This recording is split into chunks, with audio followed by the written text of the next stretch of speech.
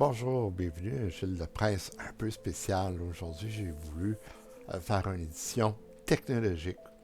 En réalité, je voulais vous parler d'un sujet qui me passionne. Je parle ici du voyage dans le temps. Le voyage dans le temps, comme on le sait, en fait sujet d'une série de films de science-fiction comme celui qu'on voit à l'écran, Back to the Future, le premier.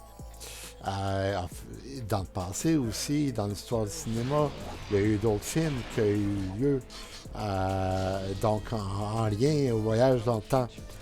Par exemple, The Time Machine, donc la machine à voyager dans le temps.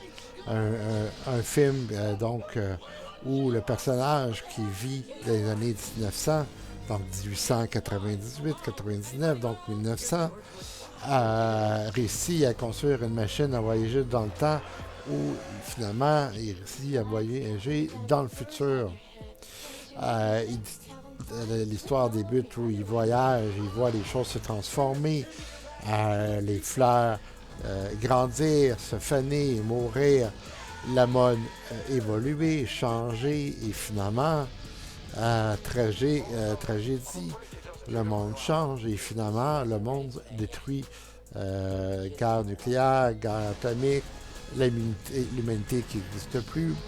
Il se retrouve plusieurs années dans le futur. Donc, c'est vraiment fascinant. Évidemment, je ne vous raconterai pas l'histoire, mais le voyage dans le temps est fascinant pour ce qu'il peut être. Dans le fond, si on doit résumer un peu les théories scientifiques à ce sujet-là, c'est un concept évidemment qui mélange la science, la philosophie, la fiction.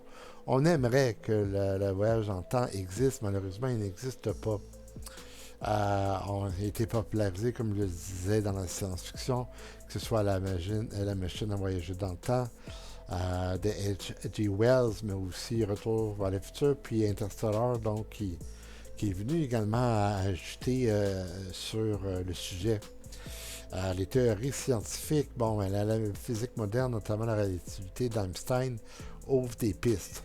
Et je cite ici aussi un copilote qui, soit dit en passant, cite également d'autres sources scientifiques. Dilatation du temps.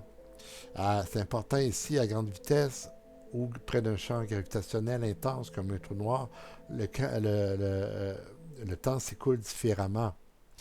Euh, donc, dans le fond, si on peut parler, si on peut résumer la théorie de la dilatation du temps, donc selon la théorie de la relativité d'Einstein, je cite, le temps s'écoule différemment pour des observateurs en mouvement relatif.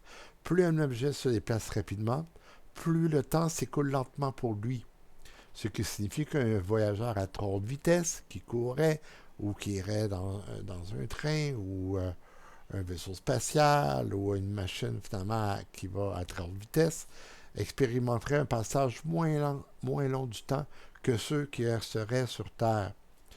De même manière, la gravité intense comme celle d'un trou noir ralentit aussi l'écoulement du temps. Donc, il ouvre, dans le fond, une voie théorique pour voyager dans le futur.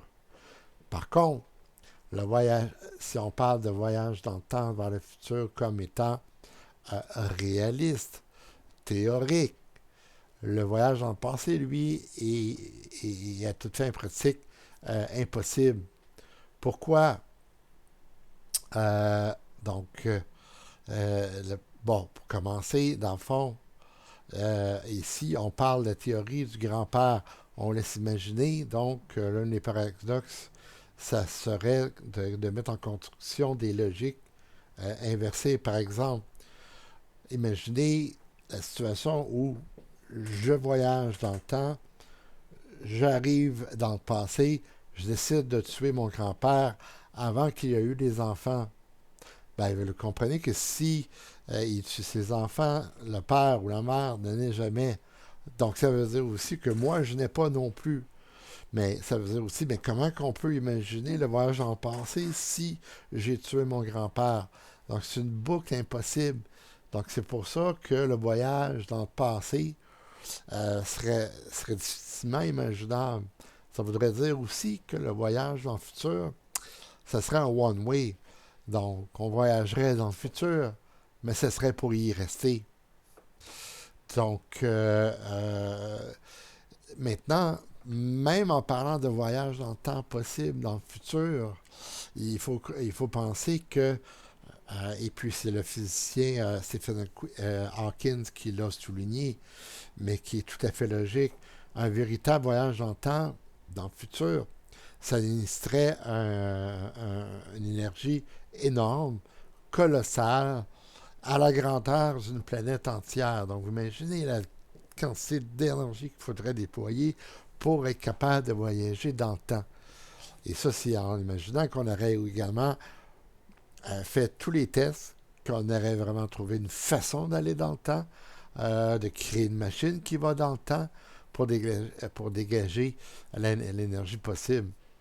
Rappelez-vous aussi dans le film Back to the Future, donc où il faut avoir une énergie de plusieurs mégawatts là, qui équivaut à la puissance de la foudre ou du moins à la fusion nucléaire pour être capable de voyager dans le temps.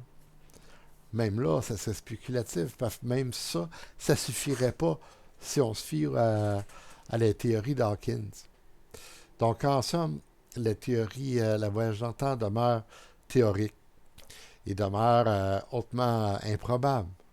Sait-on jamais, peut-être que dans le futur, peut-être qu'on va y voyager pour le découvrir, peut-être pas, mais peut-être un jour on va le découvrir. Pour l'instant, ça demeure de la fiction. C'était édition Fil de presse, aujourd'hui le 16 septembre, édition technologique. Merci, bonne journée.